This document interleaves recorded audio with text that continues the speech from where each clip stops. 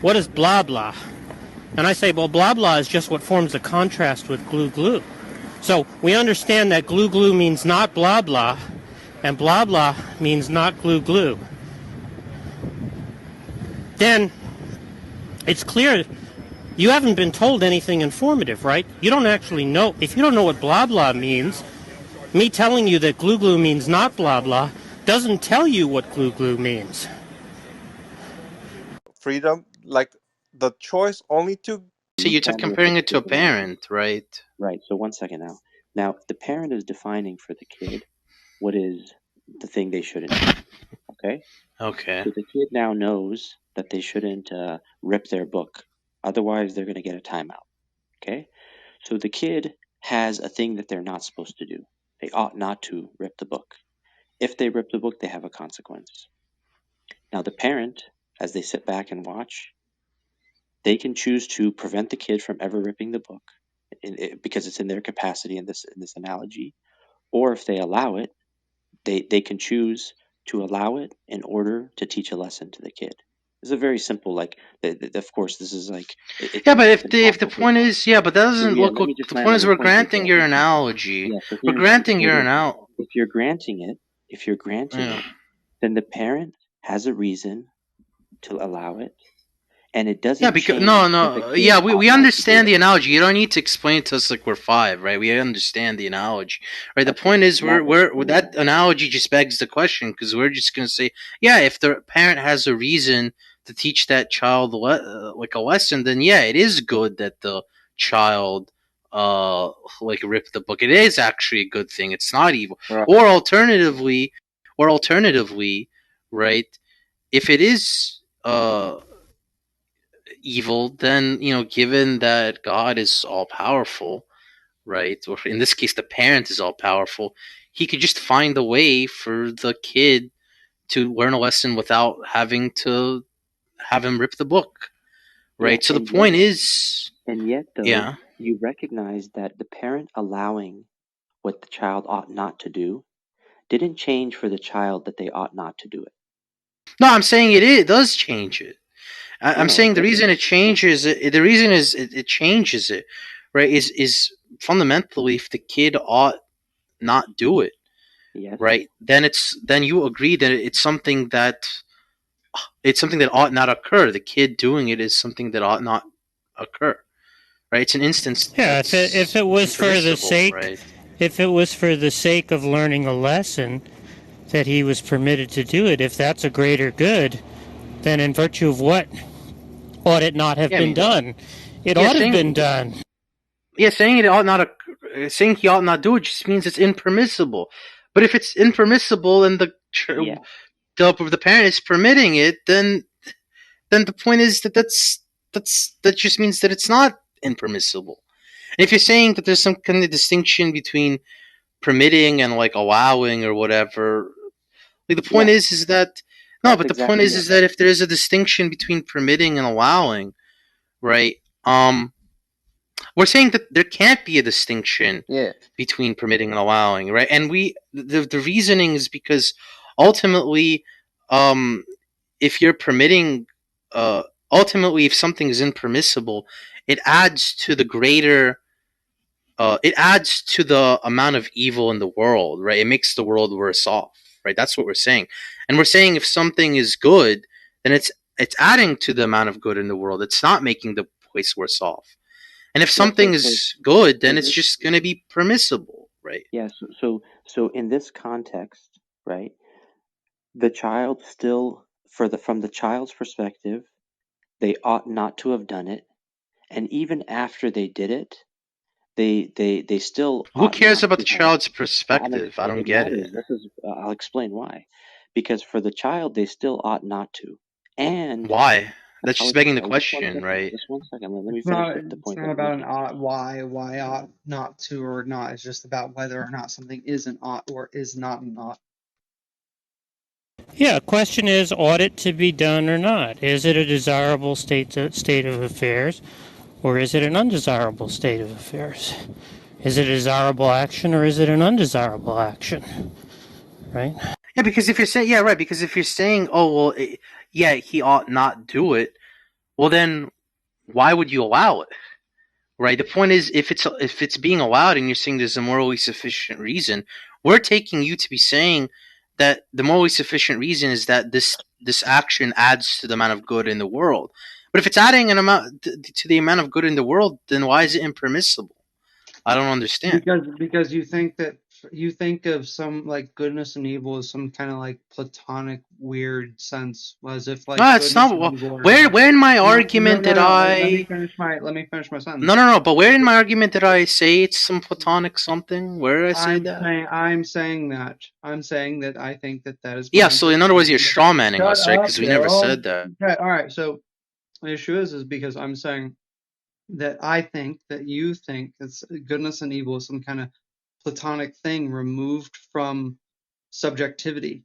Like goodness and evil is directly attached to moral agents. So the goodness is derived out of an evil action. If you allow your child to commit an evil action, and you determine that that child will learn a lesson from from your permitting them to engage in evil action, the moral justification comes from them learning the evil action. Evil and good actions are not they're not restricted or isolated from moral agents. Of course not. That's absurd. They are moral. They're immediately Are connected to evil moral. actions ones that ought not be done? That's correct. Yeah. Yeah, but if you're saying it's for the greater good, then it ought be done, Correct. which means it's good. No, you're not saying that it ought be done because the action is, for example, the noun. The moral justification is the adjective to the noun. It modifies the sense in which the noun operates. So you're saying that then the evil action is you as the parent, you are permitting it, not saying that it ought to be done, but that allowing that to occur does achieve some other end. That's not It's better. It's not just some other end. It's better that it occurs, right?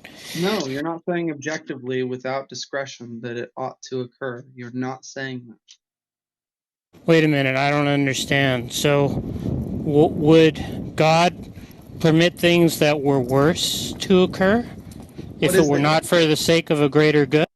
Well, going back to the other scenario, let me ask you, what is the it? What is the it that ought to be done in your framing of that Well, we were discussion? just talking about the analogy. Uh-huh. The child should steal the book, or I don't remember what the example was. It doesn't matter what it is. Whatever's being called the evil action, right? If it's permitted for the sake of a greater good, in virtue of what is it evil? In virtue of what it is evil is its own ontos, that the action itself is evil, and you could say then you could pull that further back in virtue of God's holiness. It's just not an answer to my question, right? If we understand evil as what ought not be done, and you're saying it ought to be done for the sake of a greater good, how is it not good? We're not saying that it ought to be done for a greater good. We're saying it's moral justification. In light of alternatives, that ought to be done because there are no better alternatives. So you're just saying that evil doesn't mean what ought not be done? No, I'm saying evil ought not to be done, but their evil can have moral justifications in which it must be done in lieu of better alternatives. Yeah, but then if there's no better alternative, then it ought be done. It's not ought Can I proper. understand Ought this? proper. Ought Ought not. proper says. Hold on. Ought proper says no. Do not lie. That's, for example, ought proper. Okay. An ought concession is not an ought proper in the sense that an ought concession is that you should lie if it saves someone's life. Right. That's an ought concession. But an ought proper is just concerned with the action itself, not the consequence of the action. I'm just trying to understand this part about there being no better alternative. If there's no better alternative, it ought to be done. If there's no better alternative, it ought to be done. Yes, yeah, but that's just what I'm understanding. What ought to be done is what I'm understanding the good to be. But not in and of itself. Look, I don't know why you guys are so confused about this. You guys utilize this kind of reasoning every day. I know, because you every seem single to be the time one you make a confused, moral Jesse. I've been making this argument for over an hour now. I'm understanding the good as the action guiding norm, therefore what ought to be done. You're saying if there's no better alternative, it ought to be done, right? That just equates to the good. No, it doesn't equate to the good because the good is not a concession of morally depraved circumstances and having to navigate. Look, I'm just What is trying it to called? understand. Do you think the good is what ought to be done? The good is ought what not to be, or the good is what ought to be Okay, done. so now Is actually the if there's moral no better necessity. alternative, it ought to be done. Yeah, you would say that it would Yeah, be and you good just said that the good if it is was what ought good to in a be done. qualified sense. It's not good proper. Is it good proper? I Is don't what I know said? what you It's mean not by good good proper. proper. I described it several times. Good Did proper is anybody specifically understand what he meant by good No. proper? You could explain it to me? what good. Okay, so why don't But you I explain it to us Yeah, since let nobody me here let me under. Jesse, just go through this I very can't hear quickly. Jesse So, if for he's being example, overtalked. Oh, what good did I proper? overtalk him when he said what good proper was, Rashad? No.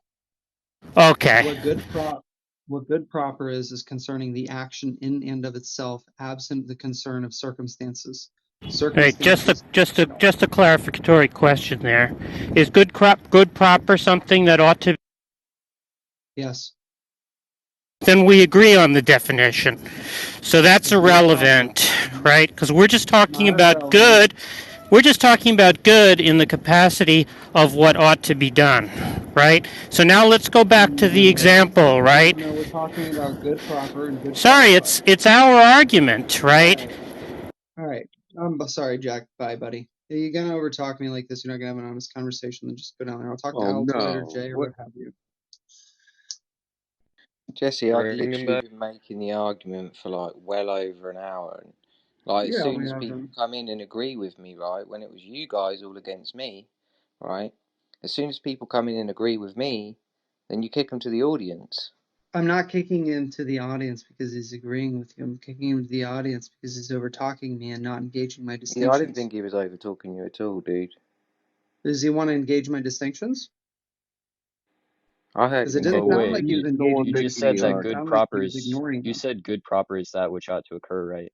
So, That which I ought to, mean, yes, that that's, ought to, which ought to occur absent ancillary circumstances.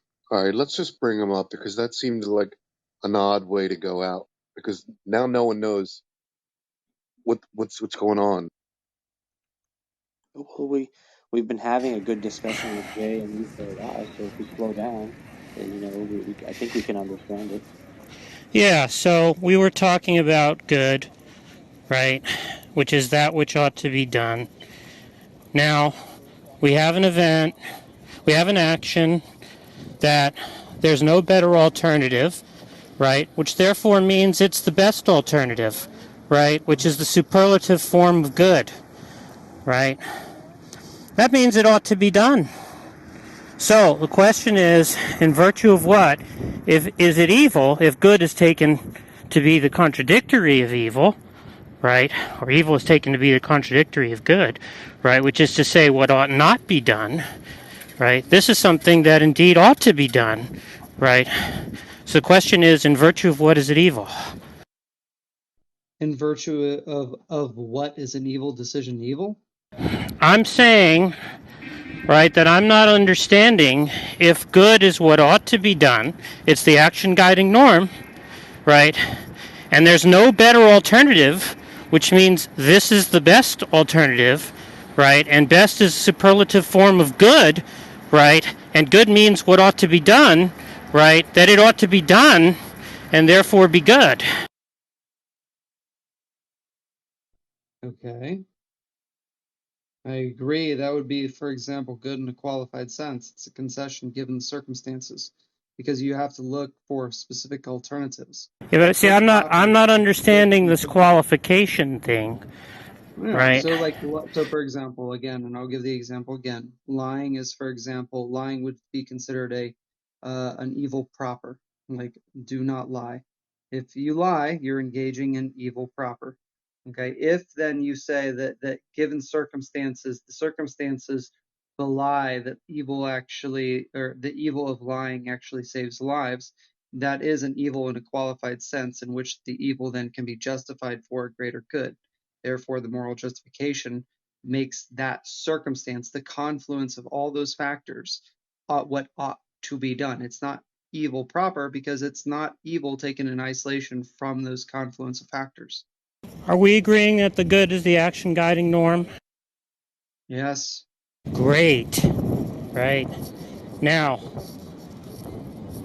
what is it that the agent ought to do in this circumstance? Sorry, Jack. Could you qualify that definition you just gave right now? The very last one you just gave. Can you explain it to me? What it means for the good to be the action guiding norm? Yes. Yeah, so the idea is that a rational agent is rational in virtue of doing what he ought to do, and that is to say, what is good, right? Who defines what ought should be? And what do you mean by norm? Norm according to who? Okay, I think this is just going to take us off track. No, So because let's the just go back conversation is to kind the. of going in circles right now because there are no definitions for these things. It's kind of like Yeah, it's arbitrary right now. it It's kind of doesn't matter arbitrary. what the. It doesn't matter whom it's for, right? It's We're kind just of talking. arbitrary. You just, Yeah, okay. Jack, you're equivocating between an evil action that is committed for. Well, let's see if I'm equivocating. Right. That's what I was going through before I was interrupted, right? We agree that the good is the action guiding norm, right? The good is the action guiding norm, depending upon what the context of the good What is norm? Wait a minute. Are you saying that there are cases where we shouldn't do the good thing or the best thing? Who defines what is the Why would that best? be the case, Jack? Excuse Why me? would that be the case? If that is the case, where you should not do the good, why is that the case, Jack? No, I don't understand what it would mean to say that you shouldn't do what the best thing to do is. Well, exactly, because you don't have any ancillary factors or circumstances that you're taking into consideration. The moment you do, it alters whether or not you consider the good in isolation as a good, or whether or not that good needs to be considered in virtue of the circumstances.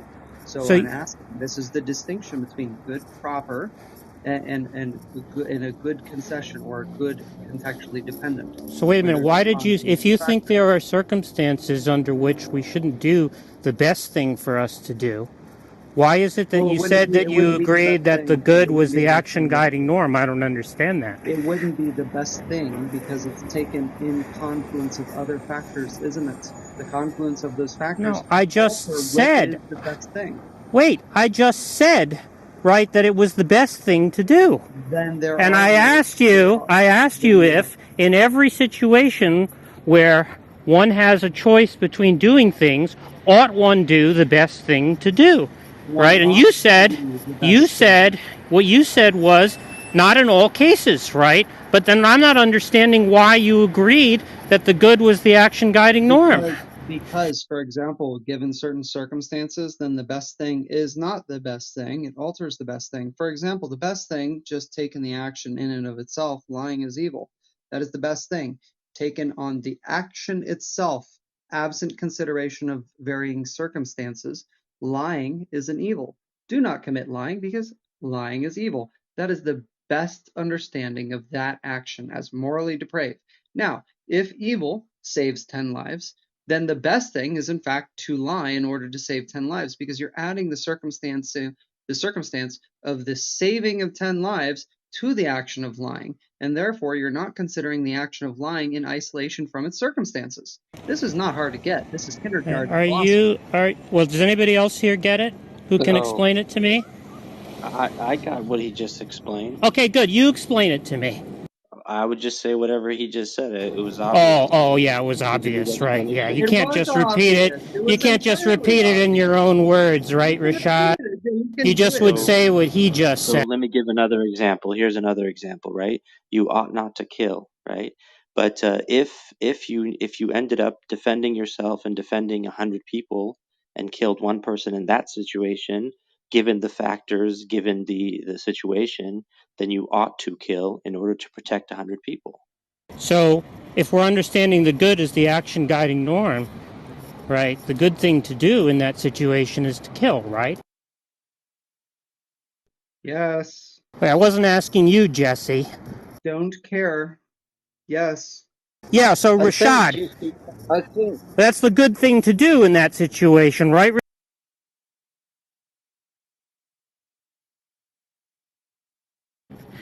Yeah, you guys are just fucking dishonest. I gave the same example. How about answering my question? And I modified it. Did you understand it now, Jack? Yeah, now how about answering my question? Was it the good thing to do? So then you can continue the conversation with Jesse because you made it seem like you didn't understand it when he said it, and I Well, literally said the same thing. did you hear my question? Because according to I'll my answer your question, question, Jack. Jack, I'll answer your question. right? According to my Jack, I'll question, answer your right? question like Why a are you spoken interrupting Italian. me? Why are you interrupting me? Yeah. So my understanding is that if the good is the action guiding norm, and that's what you ought to do, right, which is kill a person, right? It's not actually an evil action, it's a good action. Right, Rashad? Is it a But killing that's what. person or is it a killing person to save 10 Sorry, I'm lives, asking Jack? Rashad a question. You know what, Jack? I don't care because you are arguing that we're being dishonest, and you're conflating as if killing a person is the same thing as killing a person for 10 lives. You are engaging in deceit right now, and you are lying, conflating as if those two situations are exactly the same. So do not come in this room and act as if we're being dishonest because you know exactly what you're doing. I'll ask you the same question. Ought you to kill the person in order to save the lives? Yes. Right. So then, if we understand the good to be the action guiding norm, and you ought to do that, that means it's good, right? What is good? What are you referring to? What's the reference, Jack? Killing the person. What's the is that the same as killing a person to save 10 lives, Jack? Is Killing the that the person same? in this circumstance, Which is what, Jack? Which is what? which is to save lives. Yes. Yeah. Okay, so we agree, What right? You circum always should what do, you circumstance? always Can we be should clear do, that if the good is the you action can't guiding norm. not Why am I everybody being feels overtalked? Hold Why on, am hold I on. being you overtalked? you No, also no, do let that me though. hear. This is mod point. I want Namdi to participate. So Jack, Yeah. go ahead and get your point, and then I'll let Namdi participate uninterrupted. Yeah, so the point is, if the good is the action guiding norm, and that action is a good action because it ought to be done, the question is, in virtue of what is it evil? Because we understand, if we understand the good as the action guiding norm, right, the evil actions are the ones we ought not to do, right? And you're saying in this circumstance, we ought to do it, right? And that's what I said all along. Go ahead, Namdi. Can I go Not after Gavin. Namdi? Not Gavin. Not Gavin. Namdi. You can go next, First of Gavin. all, let's deal with definitions and let's be clear where you're coming with your epistemology, right? Because I really don't get it. Your reasoning is all over the place. According to at least I don't understand what you're saying so far. You keep saying the good is the action that defines the norm. Can you please be clear on that and use examples, for instance? I'm saying that Nothing for a rational like agent, yeah, I'm saying that for a rational agent, right, what it is to be rational is to do what's good. And what's good is what one ought to do, right? That's what it means to say the good is the action guiding norm, by what right? standard? Because I don't know good what you mean by actions. what standard. Okay, Doesn't so matter. so the greater good in Nazi Germany, for instance, was to get rid of the Jews, according to some people. Would that be a good thing, according to you, or according to them, where they felt it was a good thing? What's the standard to measuring what is good, and then what defines? It doesn't matter. Whatever you take the good to be, So there's no right? objective truth and Let's norms say that would for the be. sake of argument that there is an objective good, right? Who defines it? Just depends on who the person is who has that view. If your view So is it's that arbitrary. there's an objective good, no, I'm Are not you saying saying it's arbitrary. I'm saying because let's, you for the just said sake of argument, say that there's an objective, non arbitrary good, right? Presumably that's what theists believe, right? There's a that's good, what everybody believes. well, that's a separate discussion, Okay. right? So the theists in question, right, who are the target of the argument, who are the target of the objection, believe that there is a good, non-arbitrary standard. Sorry, that believe there's a non-arbitrary objective standard of the good, right? Now that means that you ought to do what's in accord with that standard, right? Okay, so when the theist, that's not the theist, when the Christians say that something is good, it means according to scripture, according to God's standard of good because he defines good. Anything he does, anything he says is the definition of what is good. Is that your own definition of what is good? It's not a definitional question. Okay, we have to deal with definitions because I told you, first of all, I didn't understand what you were saying. I'm not trying to be contentious. I just really don't get what you're saying when you use those terms like good is what defines norm. And it really is arbitrary in my head. I need to know what norm is because you don't know where I am, so you don't even know what kind of a good, what we would consider good that you would consider evil, and vice versa. So If you're saying there's an objective so good, there is an right? objective good that defines all of humanity. So if there Fine, is such a let's thing, grant that for the sake of argument. okay, for the right? sake of argument, if you do grant that and then you grant that it all comes from God, then what's your question right now? Now I can take your question on that. I'm saying is, right, that what one ought to do is what is in accord with the good, right? That's when it's in accord with what God has said, right? Fine, whatever you think the good Thank consists you. in. Go ahead. Go on it. I just want to be clear on Yeah. where we're going. That's it. So in every case, right, you ought to do what's good, and what's good is what ought to be done. That's an analytic Yes. equivalence, right? That's what, yeah, what God That's an commands, so you analytic do that. equivalence, right? Is that an analytic equivalence? Like I said, Yeah, I'm speaking to so you right now. I'm going to talk like somebody who's a 6-year-old right now. So give Do you it want me to straight explain up. what I mean by an analytic equivalence? Explain to all of us. I want to be clear Yeah, what you're an saying. analytic equivalence means an equivalence that's true in virtue of the meanings of the words alone. Right? Thank you very much. Yeah. So we're understanding in this context that what ought to be done means what is good, and what's good means what ought to be done. Is that By God, yes. right? What ought to be done by God, yes. No, what ought to be According to the done by standard. anyone. Yeah, what ought to be done by the standard that God gives. Yeah, Yes. okay. Yeah, but look at it Now, this way, Namdi, just for the sake of the communication's sake, No, why like I'm actually trying to get it. all things are God's, right? So Yeah. you don't I have to just make wanted the to be qualified qualification that. because all things are. No, because it's kind of getting arbitrary. That's why I was trying to be sure that we were going in the same direction. I just wanted so that we don't go all over the place trying to define good by just norm or using terms that are kind of arbitrary. so Gotcha. That's why I was doing that. this is the part, Namdi, that I'm confused about. And Yeah. Jesse, you gave the example, and it sounded like Jack agreed, but then it seemed like he was saying that proves his point. So when Jesse said that you ought not to lie, and then in the context of lying to save lives, you ought to lie. It sounds like you agreed to that. So then I'm wondering what the conclusion is there that you think you're drawing, because it sounds like we're both agreeing to that, and we think it supports our conclusion, and somehow you think it supports your conclusion. what I'm saying is that if God is perfectly good and he's omnipotent, right, it's not possible for there to be any evil. Is that what That's the we were conclusion, arguing the right? whole Because time? in those No. cases, It's not possible in those according to cases, whom? in those cases where something is called evil, that's clearly a mistake, because God permits it for the sake of a greater good. So Right. that's your definition of good. That No, God that's the permits. definition we just agreed upon.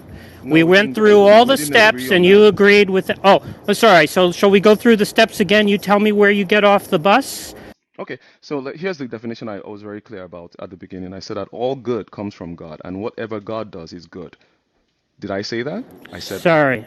I said that the good is the action guiding norm. In all cases, And I what didn't ought agree to with be that. done, sorry. In I all didn't agree with cases, that. sorry. Hold on. In all cases, Yeah, one person at a time, please. yeah. In all cases, what ought to be done is what's good, and what's good is what ought to be done, and that's an analytic equivalence, right? And I asked you twice or three times if we agreed that that was an analytic equivalence. You asked me to explain what an analytic equivalence was, and I did, right? Okay. Now, are you denying that there's an analytic equivalence between the good and what ought to be? Okay, let's go back to what you said. You said there was an analytical equivalence. No problem. And I asked you for the definition. I didn't agree with you. I only Great. said So you're just tell me good. what it is that you think the good and the Okay, ought so are if they're not analytically equivalent. I asked you before, what is your own definition of an ought? Why should something be an ought in your own worldview? Can you explain to me? What difference does it matter what my Yeah, worldview is, right? what Jack's It arguing basically that in virtue of their being evil, and you can correct me because Jack, honestly, I wasn't even aware that you were arguing for this point because I was hanging out with my wife for a moment.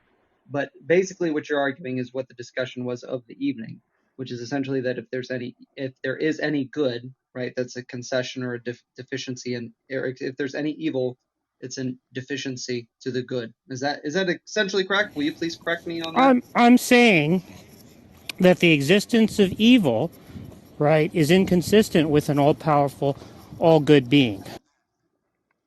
Okay, so that's really the issue, Namdi. That we're not No, necessarily I saying get. I around actually goodness get or what evil. he's trying to get to in terms of conclusion, but the point is that his conclusion doesn't follow the premise because that's arbitrary. He's saying that because this happens this way, according to Jack, therefore God is not good. Am I getting it wrong? I didn't say that. I didn't say God Okay, was so not good. I so said is God good? we've defined it as analytically the case that Okay, so if God is good, then by definition he would always do that which is good. So if the permission of evil in his universe The would question, still Namdi, make him is good, right? the question, Namdi, is if evil occurs, how does that not detract from God's goodness? It doesn't, because from him flows all goodness. And he says especially in Ephesians chapter 1:11, doesn't he say that? Everything is done according to the counsel of his will. So if everything is done to the counsel of his will, then the question is, what is outside of that scope that would define him as bad when everything is done ultimately for his own good? That Yeah, good but the make. question is how? How is that accomplished specifically? In other Because words, how does God accomplish being good no, not when he how permits God evil? accomplishes being good, how the existence of the so-called quote unquote existence of evil, that being the I case, don't how have a does that problem with the not existence of evil. detract from Christians his don't have a goodness? I understand that, but Christians don't have a problem with it because ultimately everything comes back to who God is. He will do that which is good and glorifies His name more than we can. So when we put Him on trial, we're basically saying that there's a standard that we can put God under to define what makes good good. And in other words, to tell God that you're allowing evil makes you less good, which isn't the case. If we have to go by the definition that God is good, and God, who is good, permits evil in the world, therefore, whatever good that comes out of it, according to His word, which it says that ultimately good comes from it. If you want to go to Ephesians chapter 1, for instance, and just read it, so we can all follow through and understand from Scripture, because I don't want to just give definitions off my head. It says also, sorry. It said, also we have obtained an inheritance, having been predestined according to his purpose, who works all things after the counsel of his will. Now, the question is, if he works all things, is there anything outside of the all that you can define him as not being good because he permitted evil? Yeah, so I mean, look, my contention that I gave Daniel earlier to this issue is that the existence of, I mean, I agree with your citations of Ephesians 1. I think it's good. I'm just saying that as far as like uh, a proper analysis of like good versus evil is that, for my view, is that the existence of evil doesn't detract from God's goodness because it's not you're not studying it quantitatively, you're studying it qualitatively. And so the only issue in there being an existence of evil is if that evil is ultimately not held to account in some kind of future eschaton, as if it's not to be reconciled to the good, as if good does not hold it under judgment, right? If that's the case, then sure, then it's a detraction of God's goodness, but goodness demands an account from evil. Yeah, but If it Jesse, does that, then goodness is maintained. you conceded earlier that God permits unnecessary evil, right? Yeah. Now, how on Which type of Sorry, can unnecessary, you Daniel? how on define Yeah, earth and that's what I unnecessary was evil? gonna. Yeah, that's what I was how gonna on jump earth is an on. omnibenevolent being going to permit Can you define unnecessary evil? unnecessary I evil? understand that. I understand that where you could have God permitting evil, right, for a greater good or to prevent a greater no, evil but of that's some what kind. we were contesting. But what kind of evil is it? I was What is contesting that he could even permit an evil for Right, the sake of a greater good. right. Right. Well, I'm arguably, even we're not. We would not no. concede that there's a greater good than God achieved through They some don't kind of understand. created. I was created deliberately handicapping. I understand what you're saying, but I'm granting them certain things so that the engagement is more No, but we don't interesting. even need to address the gratuitous evil That point, that's right? correct. That's correct. But I do it just to gain so that the argument doesn't halt at this point. You can even grant Well, the them point that is God permitted. the argument isn't even being addressed, right? That's Here, correct. As real you'll quick, recall, real quick. as Everybody that's raised, hold on, real quick. Everybody that's raising their hand, I'm not going to put you up on stage at the moment because we're in the middle of this discussion. The So whole you'll point have of to the excuse argument us. was to engage. The whole point of my argument was to engage theists in a way that wouldn't bottom out where we're at right now. So I just no, grant no, them no, that. no, no, no, no. We haven't bottomed out in anything, right? We've Okay. given a response to Rashad's example that shows that the example is not a case of evil being permitted, Absolutely. right? Because in fact, it's actually good since it ought to be done, We're not. right? We That's are not correct. conceding that. Me and Yeah, Rashad are well, not conceding that's that. If you fine. listen to us, So, no, because no, Jack, what you're doing dishonestly is that you are equivocating between the action in and of itself and the circumstances that surround the action, which actually may justify the occurrence of the action itself. Those are two different things. If you continue to equivocate between them, you're not interacting with us in an honest fashion.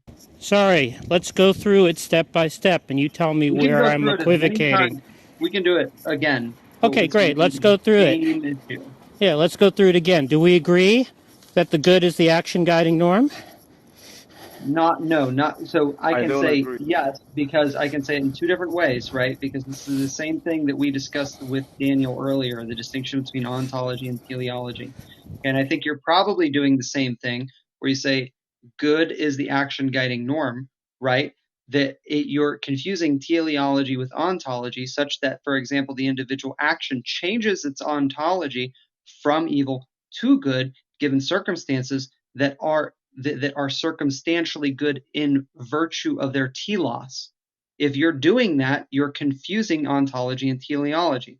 We did this earlier. We went through it. We explained it. It shouldn't be that contentious. Thank Okay, so wait a minute. So you're understanding the good in a non-normative way, right? No, according it is to a norm. It is a normative sense, but it's not an unqualified normative sense, right? Like we're saying, we're distinguishing the normative sense of a good thing as being a good action, the thing that is actually the event in time around which all circumstances precipitate, and then the inclusion or the consideration of the circumstances around that event that qualify the event as something different. It's the scope of consideration, and you are equivocating between the action and the circumstances that revolve around the event that may morally justify that event or the action in the event. You're equivocating. You're equivocating between ontology and teleology. Okay, so you understand that when I say normative, I'm referring to oughts, right? Yes, Great. yes, I'm aware. Now, when I say the good is a normative notion, right, and evil is a normative notion, my understanding is that the meanings of those terms are going to track what ought be done in the one case and what ought not be done in the other case. What is the case in each circumstance that I'm distinguishing between two circumstances? What is in that category of the case? The category of one case and the other. I'm making a distinction very clearly. Rashad will do it too. I'm just talking about What is all the difference? things considered goods. All Yeah. things considered good. Yeah, What are pro those things? toto goods, what are called pro toto or all things considered goods, or omnibus perpensis goods, What right, is the as scope opposed to of pro that? tanto goods, right? Yeah, what is the scope of that? I don't understand what you mean by that question. Is it, for example, like again, we're making the very simplistic distinction that the audience can follow between lying and the circumstances that may justify lying. Okay, what do you mean? What was the word that you used? Pro toto All Proto things dome. considered, omnibus perpensis. Those are all synonyms. Pro All things toto, all considered. things considered, omnibus perpensis. Right? Okay, I'm what talking does about that all things refer to? considered. What does that refer to? That means you might have considerations that count against, right, some action, and considerations that count in favor of some action. When you weigh them up, right, Mm-hmm. what you conclude most counted in favor of, right, is what's all things considered good, which is to say what ought to be done. So that sounds like what I would describe as a context-dependent truth. It's a circumstantial good, right? It So this seems is a like, good when in Jesse, consideration of it all things. yeah, it seems like we're all tracking the example, and to me, I want to see if this is the conclusion that's being stated. So, Jack, clarify if this is not your conclusion. So, scenario one, lying to benefit yourself in like some meaningless financial transaction or something, right? This you ought not to do. We agree with that. Scenario number two, lying to protect 10 people's lives. This is something you ought to do, right? So there's two scenarios here. Both of them involve lying. One you ought not to, one you ought to. It sounds like to me when we say the second scenario, you ought to do the lie, you ought to say the lie to protect 10 lives. For you, that implies that now lying has become the ought, and therefore in scenario one, you can no longer say that it's an ought not. No, that's not what I'm saying at all. I'm saying that in the example that you gave, right, where the parent permits the child to, whatever it was, steal the book for the sake of a greater good, right, that given that that brings about a greater good, it's actually the desirable action, which is to say the action that ought to be done, which is to say a good action, and not an evil action. Yeah, in that scenario, what I'm separating, these are the two different scenarios. In that scenario, what I'm separating is that, and this is this, I'll ask the same question about this. So the child ought not to rip the book, right? But the parent told the child, if you rip the book, you'll get a consequence, right? A timeout. So the parent then will choose to allow the child to rip the book, and because the parent has a greater good in mind, right? Now, because the parent has a greater good in mind, does that change for the child that they ought not to do it? Question is whether it's better for the child to do it or not. Which is it? That's what I said. The parent has a greater good in mind. The question then is, does that change for the child whether they ought or ought not to do it? I'm asking you, right? I Is asked it you a something that question. ought to be done or Yes, not? I asked you a question. For me, It's if you're your asking me, example. so for me, the child ought not to. But the parent has told the child, you ought not to do this. It doesn't change for the child that they ought not to. But the parent will allow it if the child does it because the parent has a greater good in mind. So the parent isn't changing for the child that they ought to do it now. It still remains that the child ought not to. Sorry, which was the good action? The child stealing the book or the child not stealing the book? Which was the good action? Really? So let me start from the beginning again, okay? The parent tells the child, you ought not to rip the book, right? And you will face a consequence if you rip it. So there's an ought not for the child. Now the parent will allow the child, right, to do that thing that they were told that they ought not to do, right? So for the parent allowing the child to do that thing does not change for the child that they ought not to have done it. Yeah. Do you think that because the parent allows it, that therefore it changes for the child that they ought to do it instead of ought not to? I don't know why you're asking me a question. I asked you a question and I still don't know the answer. Do you want me to repeat the question? You mentioned my example. I explained the example to you, and then I asked you a question about it. So what is the question you're asking I'm me? asking which is the good action? The child ripping the book or the child not ripping? Which is the better action? For the child, they ought not to rip it. The parent, because of their wisdom, right, because of their experience, will allow the child to do what they ought not to do. So for the parent is allowing an ought not to occur because there's a greater good. Yeah, now we just went over the greater good thing, right? If you have a greater good, right, in sight that some action makes possible, that action therefore ought to be done. There you How do you go. get around? You see? So that's what I thought you were saying.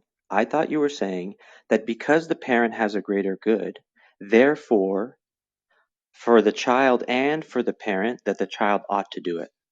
That's exactly what I thought you were saying. Yeah, so going back to the case of the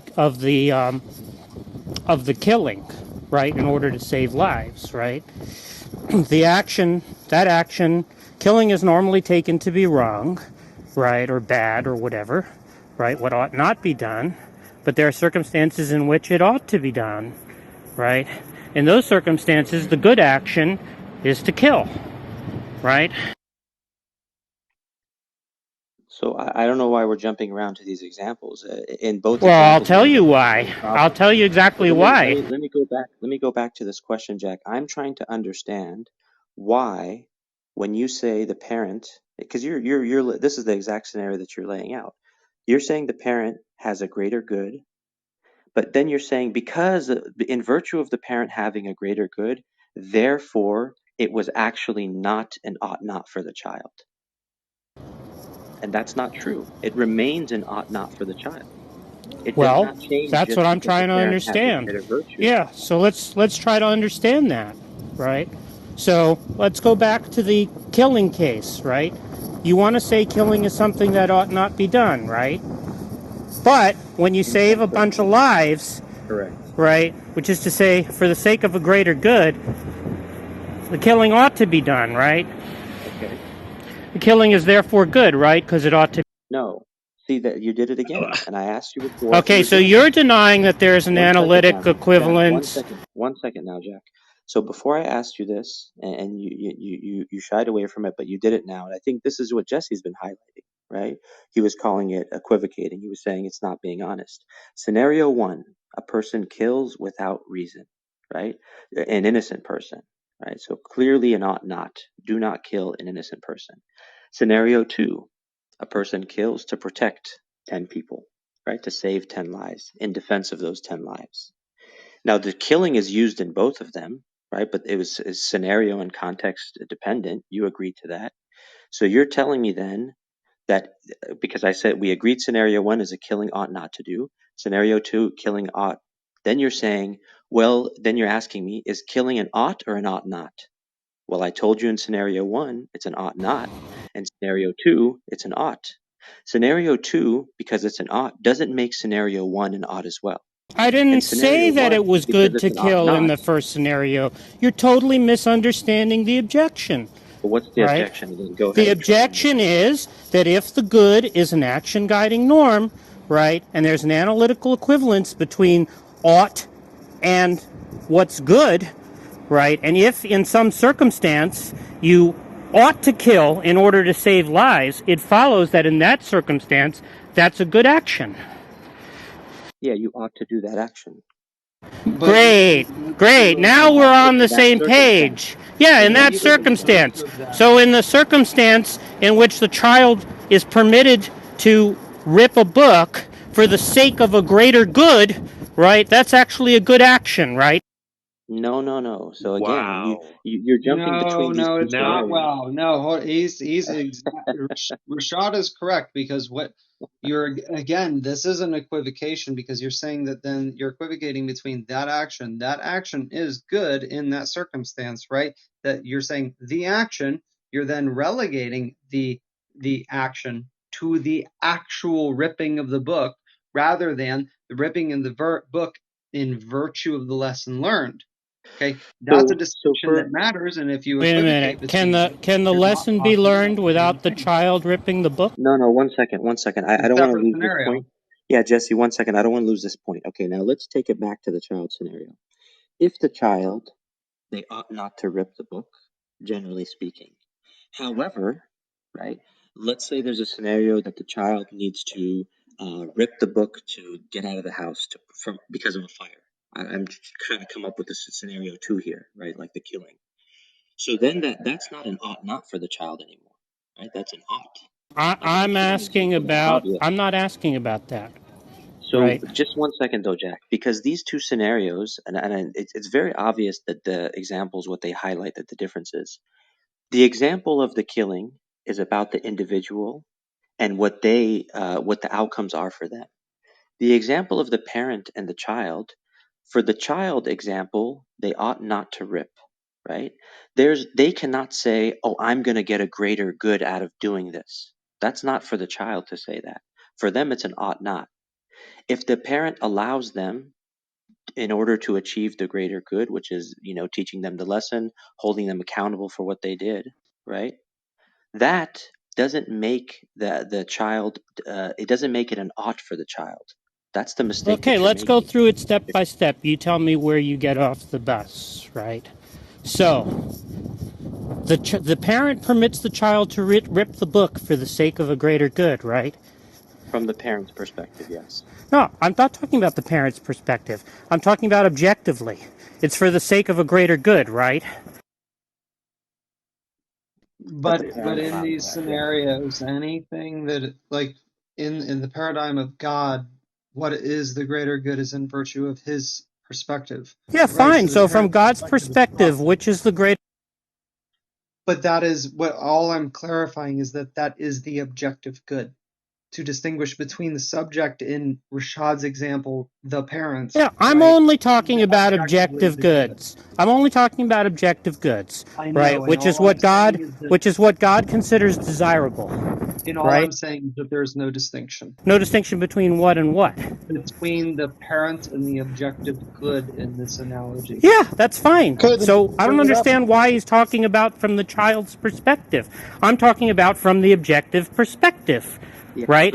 The parent that's what I'm permits. distinguishing, Jack. So this example we've gone through like 10 times at least. Yeah, so When just from the now on parent has, forward, we're only going to talk about the objective good, right? okay, so Okay. the parent allows the child to do what they ought not to do in order to Just let achieve a Jack greater good. continue. Stop filibustering. Yeah, so my understanding is that in your example, there's a greater good, right, which permitting the child to tear the book is instrumental to achieving. If the child didn't rip the book, the greater good would not be brought about. Is that how you understand the? A specific benefit would not be brought about. It could be brought about in other ways. Yeah. Now, we agree, right, that the good is an action guiding norm. I've been trying to follow that you're saying this. What you're saying is that the good is what you ought to do. That's right. The good is what you ought to do. It's what ought to be done. It's what ought to be permitted. That's what the good is. That's why we say in the case of the killing to save several lives, you ought to kill because you succeed in saving several lives. And that's to say that in that circumstance, killing is good, right? We agreed on that before. Yeah, I'm following what you're saying. Yeah. Okay, good. I'm glad you're following. So now let's go back to the other example, right? So the parent has a greater good, in sight, right? Which the ripping of the book is instrumental to achieving, right? And that greater good would not be brought about if the child was not permitted to rip the book, right? Okay, and so therefore it follows that since it's instrumental to bringing about the greater good, just like in the case the killing is instrumental to bringing about the greater good of saving lives, right? It is a good thing that the child rips the book. Jack, hold on. Is the instrument the same thing that the instrument produces? I don't know what you're talking about.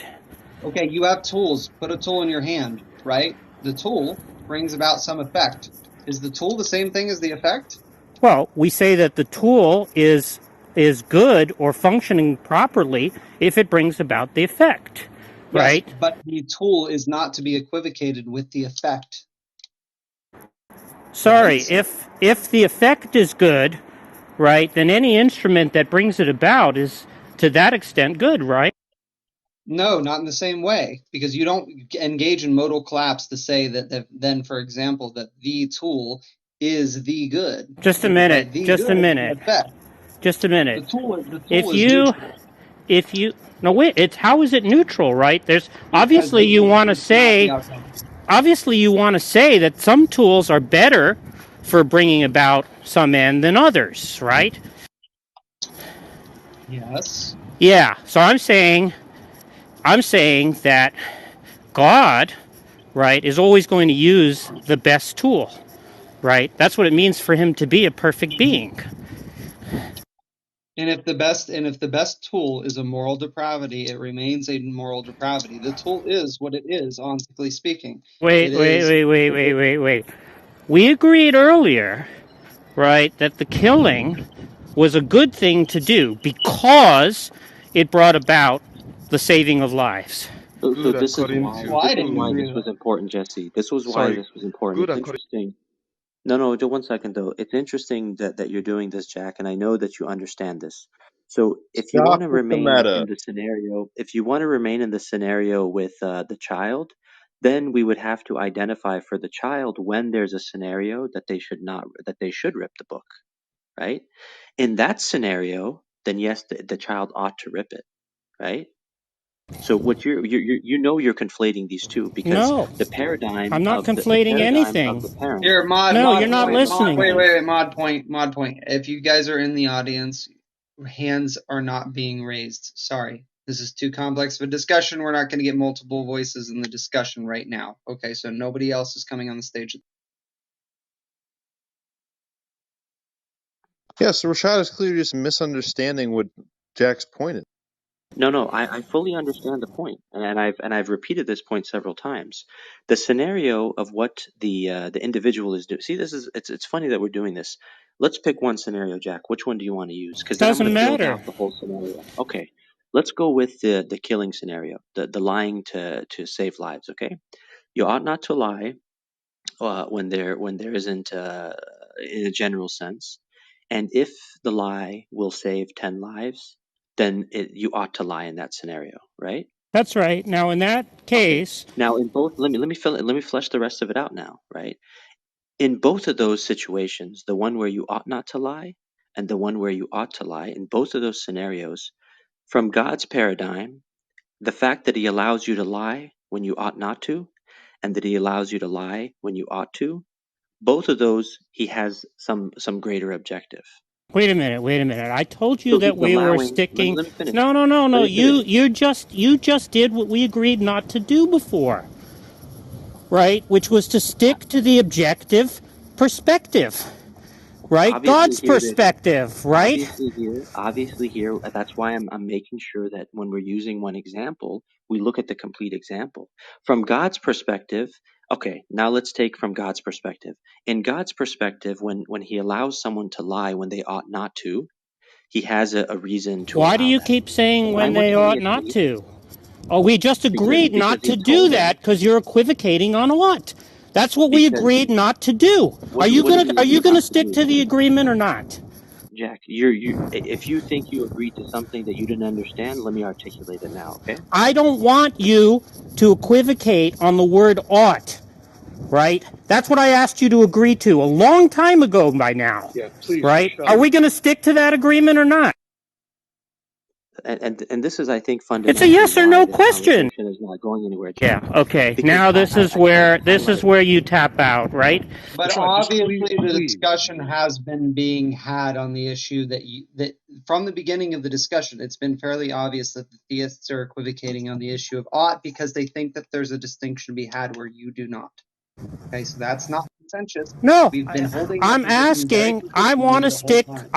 I'm understanding the good, right, as what God desires, right, what God thinks ought to be done, right. I'm understanding the good and the ought to be an analytic equivalence, right.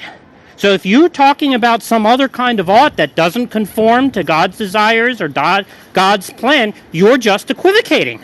So what if we say the alternative circumstance where we are considering the action, for example, the child ripping up the book in virtue of a greater good, that's a synthetic definition of good. It's a synthetic definition of ought. I Because it's not don't know what you mean by a synthetic definition. I'm trying to figure out if there's a better way I can describe this, which is, for example, it's a context dependent definition. It's a definition that's not based in just the term alone or by the definition alone. It's based on that definition as it integrates with other definitions or circumstances. What is a synthetic definition of the good? Let me pull this from Stanford. As far as I understand a synthetic definition of the good, it's a synthetic definition because ortholomologists are rich, right? Whose truth depends upon the facts about the world that the sentence represents, right? So that's this would not be, a definitional truth. I know it's not analytic. That's why it's synthetic. No, you said synthetic definition, right? Analytic definition is I take it as a tautology. Synthetic definition, I just take it to be contradictory. Oh, so synthetic definitions cannot exist. Well, what would it even mean? The whole point is it would mean that it's a definition in virtue of its context. It's context dependent. Definition in virtue of its context. Yes, by definition, I just understand, right, what the meaning of a concept is for the agent employing it. Yeah, for the agent, no. I mean, of course, that wouldn't really be something that I think that we would concede to. We're arguing that, for example, the good is an ought, which ought must look. If I ask you how you're using a word, wait a minute. It depends on whether or not that good is a good in and of itself, or it's a good in virtue of something outside of itself. We are making the distinction between those two. Now, whether or not I want to use a synthetic or an analytic definition to describe that distinction, the point is that the distinction exists. So if you're going to berate Rashad on existing and saying, for example, you want a definition of goodness as it relates to God alone, and then you will not allow a distinction between saying the action in and of itself is evil, and then the action in lieu of certain circumstances can be good, right? That's a different scenario. You have to be able to grant that distinction, because if you don't, you're just strawmanning us. Wait. He did grant that scenario earlier. Wait, I'm still not understanding. If analytic just means true, if something that's true analytically is true by definition, right? Which is lying. Then I don't understand what a synthetic definition is. Well, say for example, lying is. Let's say if we say lying analytically is evil in virtue of its definition. Lying just by definition is evil, right? Let's say something like that. It's a moral tautology. Then you want to say that a synthetic definition, a morally synthetic definition of lying would be that lying is either good or evil in virtue of some external circumstances. A synthetic definition of moral circumstances or moral events, there's something that takes into consideration circumstances outside of the event itself or the action itself. That's the point. That's not an answer to my question. Well, I mean, okay. Well, this is a distinction. You've got to embrace the distinction. If you're the distinction between something that's true by definition and some definition, something that's true by some other kind of definition, I don't get it. No, not by some other. You said synthetic definition, right? Now, I take it that analytic definition is just something tautological, right? Because to say that something is analytically true is to say that it's definitionally true, right? It's true by definition, right? So I take it that synthetic means it's not true by definition. Yeah, right? that would be, as far as I can understand the conversation and try to translate the conversation in a meaningful manner, that would be, for example, the parent says that this is a good action in virtue of a greater consequent. Greater consequent is that this individual, this child, learns a lesson from ripping up their own book, perhaps that they do not then have a book, right? That would be what we would compare to a synthetic definition. Wait, that's not telling me what you understand. What is the definition of a synthetic definition? Maybe let's just put it Yeah, I don't know if that's Yeah, adding anything to this, Jesse, because earlier when we articulated the difference between the two scenarios, both involved lying, and yet we recognized that one of them was an ought not, and one of them was an ought, right? Given the circumstances. yeah. So what's the distinction, right? I mean, what is the Jesse, difference? I think you want to say that's a synthetic truth. What would I be? What's the referent of it being a Yeah. synthetic? You're saying that the truth is dependent on the context rather than the thing being analytic. There's no such thing as a synthetic Well, definition. yeah, but what's the truth referring to? Is it the whole context or is it the individual action, right? Because it seems that the conversation we're However you having with want, it Jack doesn't is matter. that Jack wants to actually alter the moral nature of the action itself, given whether it's taken into consideration the action in isolation or the action in virtue of circumstances. I haven't altered Yeah, but you can. anything, right? I'm saying Yeah, from but you God's can. perspective, what is desirable, right, and what ought to be done and what is good are all analytically equivalent, right, on this view. So I haven't altered anything. Yeah, that might be the issue.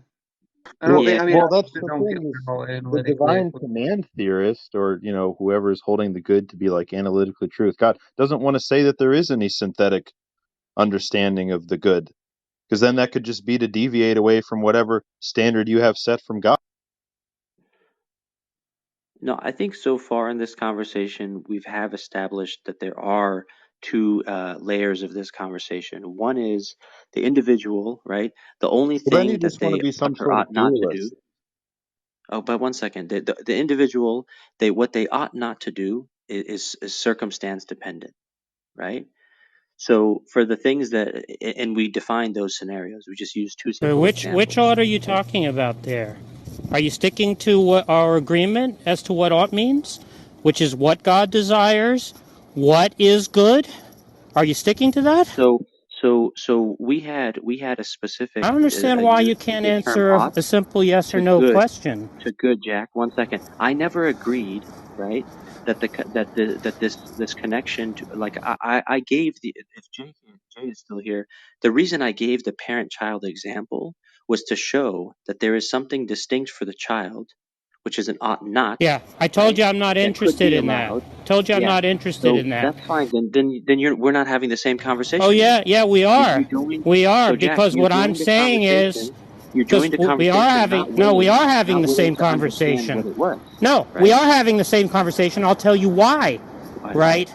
Because regardless of what it's like for that agent, right, there's an objective sense in which the action of ripping the book is, by the lights of the example, a good event, since it brings about a greater good, right? And it therefore ought to be done, right? And that's the whole And so point. it therefore is not a counterexample to a case of a perfectly good being not being able to permit an evil, because in that circumstance, right, if we You're stick jumping too many it, steps you ahead, stop Jack, interrupting because we me, don't agree stop with the first interrupting point. me, stop interrupting me.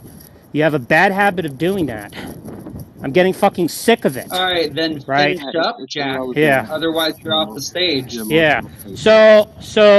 You've been on good behavior, so keep Yeah, that. so if we stick to what's good by God's lights, right, which is the objective good, right? The example that you gave is not a counterexample.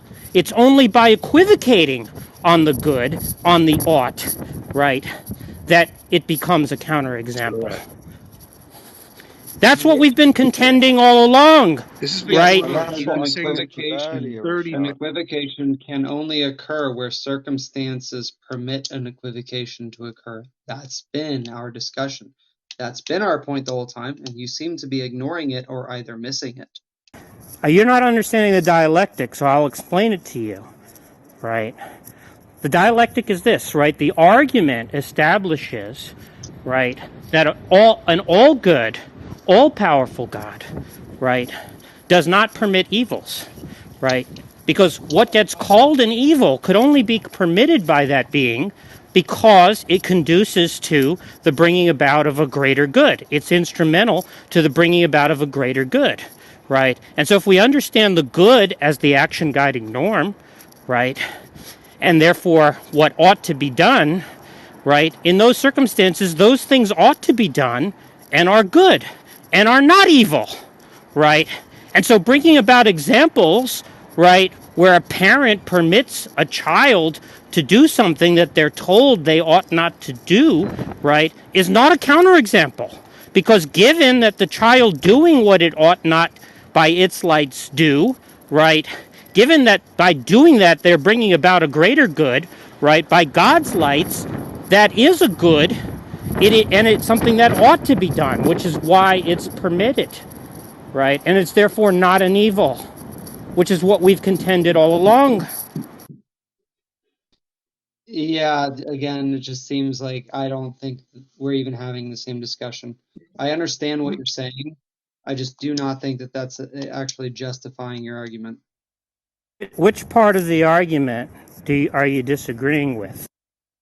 Yeah, Because there's a you, specific part that I'm disagreeing with Jesse, which is the following: the fact that the parent has a greater good in mind for what the outcome will be for allowing the thing that the child ought not to do. For me, in my understanding, that does not change for the child that they ought not to do it. It remains that they ought not to do it. Sorry, are we understanding what ought not to be done by God's lights, right? Which is what I've insisted. Are we understanding that in that example? When you say what the child ought not be done, do you mean by God's lights? What God communicates to that, yeah, what the parent communicates to that child. Yeah. So what is it that God considers? We're agreeing, right, that what's good is what God considers desirable, right, and what ought to be done, right? We agreeing about that? No, so I think, you joined this conversation when Jay and I were deep into his example, right? He was going to another point. In the No, I overall wasn't. I've been conversation, this saying the overall, same just a second. thing, Rashad. No, Okay, because if I've it's the been same saying the thing, no same thing problem. as If it's Jack. the same thing, no problem, no problem. So from my response to this, right? I do not see that what God allows as changing what ought not to occur, right? I think if you want to understand that perspective more, it will not follow, because my view of this whole paradigm, this whole structure of omnibenevolent, omnipotent, right? If he allows it, then he couldn't have done otherwise, or even this argument that it becomes good somehow, right? If God has some greater benefit that's achieved through it, he still made for that individual the thing that they should not do. So he will hold them accountable, right? He won't reward them because they did. If it changed to a good, then they would be rewarded for their action. If it remains a wrong, then they will be held accountable for that action. While there is some other outcome that is achieved, they will still be held accountable for that action. Yeah, how is that not equivocating?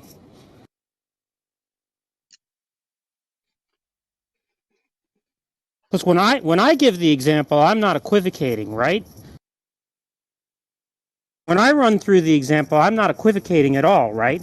I've been completely consistent in the way I'm employing the terms good and ought and what's desirable to God as analytically equivalent, right? I'm not equivocating at all, right? Are you saying that?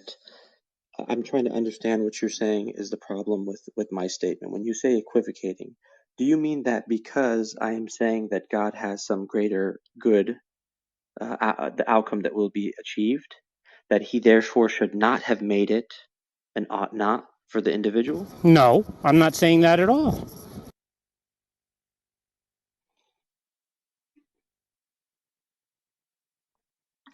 Oh, I think I understand then. So you're saying that I'm changing the definition of ought not for the person. Absolutely. So you see how, Jack, in this concept of equivocating, I am arguing that you have changed the meaning of ought not because God will achieve some greater outcome. You were saying that the thing that we identified as ought not should now actually be an ought. It should never have even been an ought not. Okay, so again, you tell me where you get off the bus, right? understanding the good, what's desirable, and what ought to be done is analytically equivalent, right? Yeah, I get off the bus, Jack, when you Just a say, minute. I'm not yeah, finished. I'm I not know, but finished, right? we've gone through this so many times. Like, Why are you interrupting me? I told you I'm fucking because sick of you interrupting me, and you're doing it Hey, fucking look, it's not again. I important, made this Jack. qualification for everybody else in the room earlier, okay? This is a Christian room, so please Yeah, restrain. all right. Just tell Rashad to stop talking until I'm done, right? Now you tell me where you get off the bus, right? If we understand I'm off the the bus. I I'm told already you to off the bus, stop Jack. interrupting me. You I told me told to you to tell you when stop I get off the interrupting bus. me. I'm going to go through Alright, the whole thing and you tell me where you get off Jack, when I'm just, done, okay, Go ahead. okay? go through the Go whole ahead. thing, just make Yeah. it So I'm concise so we can understanding move the on. good. I'm understanding the good as a normative notion, right? I'm understanding normativity as what concerns ought. I'm saying that what's good is what ought to be done. What's ought is what ought not to be done. The good consists in what God considers desirable, and therefore what ought to be done, right, is what's consistent with God's desires, right?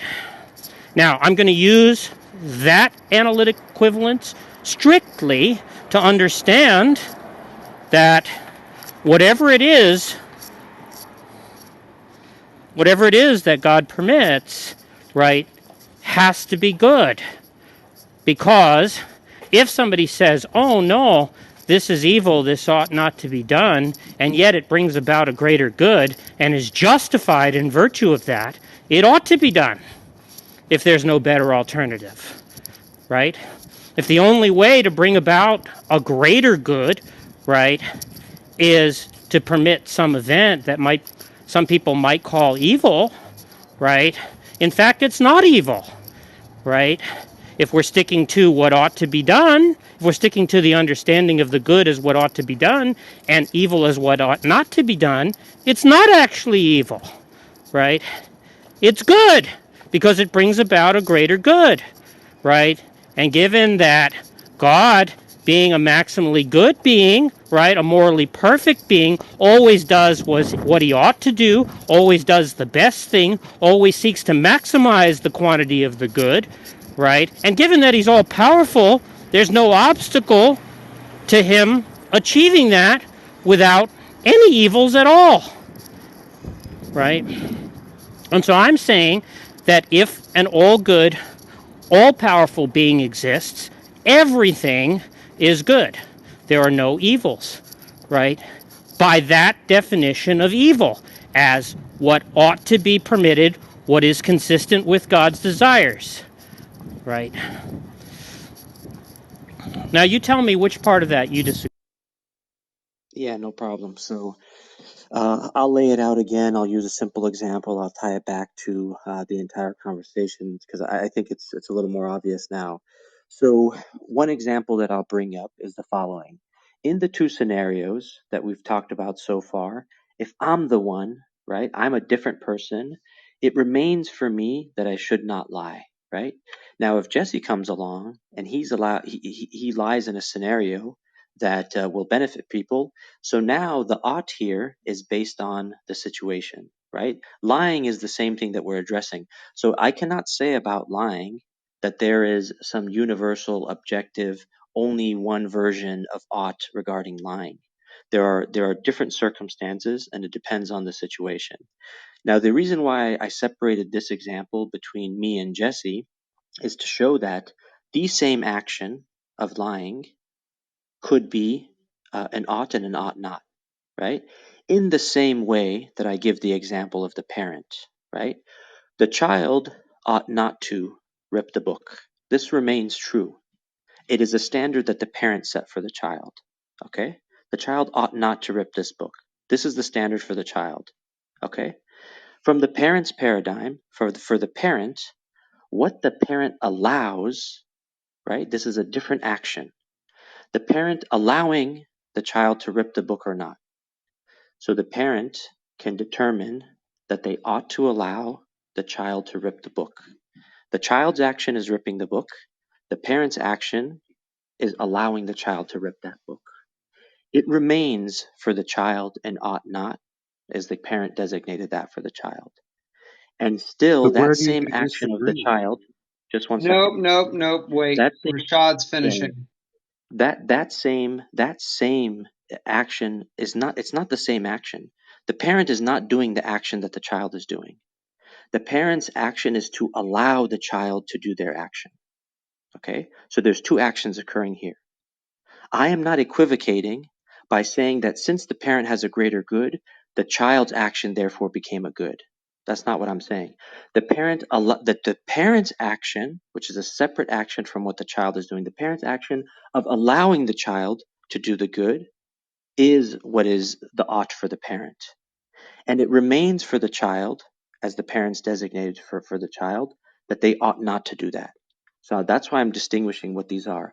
In the case of the God that exists, he designated for humans what they ought and ought not to do, and the circumstances of those particular oughts and ought nots. And we've talked about those circumstances. And every scenario that he allows the individuals to act, his permission for them to act, obviously it doesn't even make sense for it to be an ought. That there is no evil that he is committing. The nature of God is good, and what he allows has some reason, some morally justified reason from what his actions are. So this distinction, I hope, is clear. I think I've articulated it in all three types of examples and brought it back to the example. If you think the problem is that the parent's action being allowed, right, being an ought for the parent, necessitates that the child's action must also be an ought, that's where I think it's a mistake that you're making. That's what I thought the mistake was that you were making in the beginning, and I think now I hope it's more clear because I'm distinguishing that the parent has made an action and the child has made an action. They are distinct things. I don't understand how that's relevant to my question. My question is, where is it that my reasoning has gone wrong? Right? Yeah, so your reasoning has gone wrong exactly on this point, Jack. That's why I highlighted it. Okay, I'm not answering a question for you. I'm articulating the problem with this whole argument that you're constructing. Here is the problem in reasoning. The child's action is an ought not. Do not rip the book. The parent designated that for the child, right? There's nothing inherent. The parent could have made it, you're allowed to rip the book, but the parent says, do not rip the book. So it remains for the child that they should not rip the book. And I'm just simplifying this so that you can understand that when the parent allows the child, the parent is now not changing the ought not for the child. That's the mistake that you're making. You're saying that since the parent allows the action to occur, and the parent is the objective standard God here, therefore it must also follow that the child's action was an ought. That doesn't follow. That's the mistake that you're making. Yeah, but you just strawmanned my view. So let me just go through it again. Right? Okay? So you understand that I'm understanding the claim that God is good, right? Means that he always seeks to bring about the best possible states of affairs, right? And what is the best and what ought to be done are analytically equivalent, right? And they're therefore going to be analytically equivalent to what God desires, right? So you understand that's how I'm using the terms, right? Do you understand that?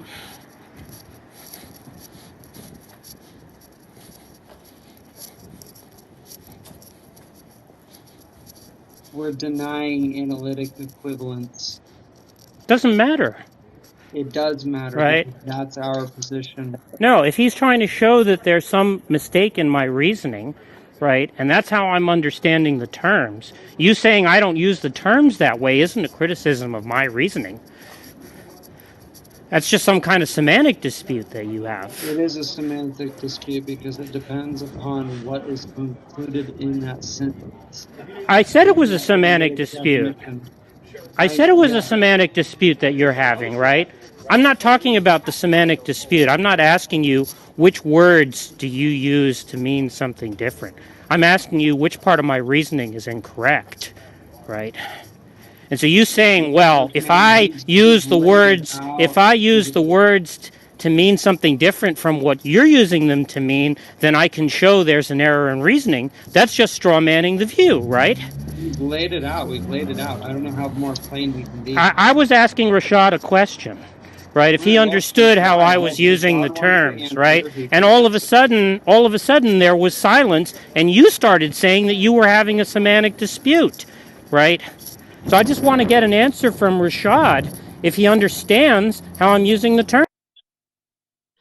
All right, what do you think? I'm waiting to hear, Jack, what the straw man was of your view. Yeah, because when you said that, I'll tell you what. You ask a question. Let me just finish, and then you can tell me what it was. Okay? I articulated I articulated a critique of your view.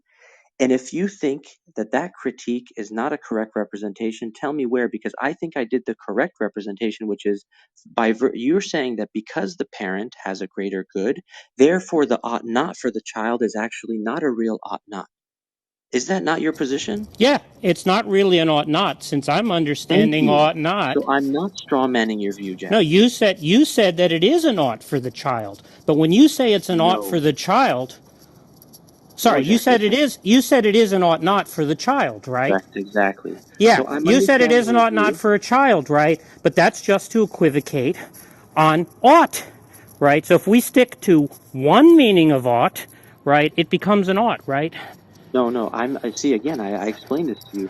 The ought is that the parent allows for the greater good. It remains for the child an ought not that their action is of ripping the book. Do you understand how I'm using the terms? Of course I do, because I just explained to you. Okay. Hang on a second. You keep repeating the same questions. I've already explained to you that I understand exactly what your point is, and then I clarified why I disagree with your point. Do you disagree? Do you disagree with the semantics? You can decide what how you want to categorize the disagreement. I'm asking you for an error. I'm asking you for you to show me where there's an error in my reasoning, not where there's a disagreement about the semantics. Right? So are you using my semantics? This is what I think is an error of reasoning. This is where I think that there's a problem in how you're articulating this. When and I'm just repeating the same thing. The child clearly has an ought not. That ought not does not change for the child. It remains for the child an ought not. The parent is not doing the action of the child. The parent is allowing the child, right? So the action of the parent is the ought. The parent ought to allow because they have a greater good in mind, right?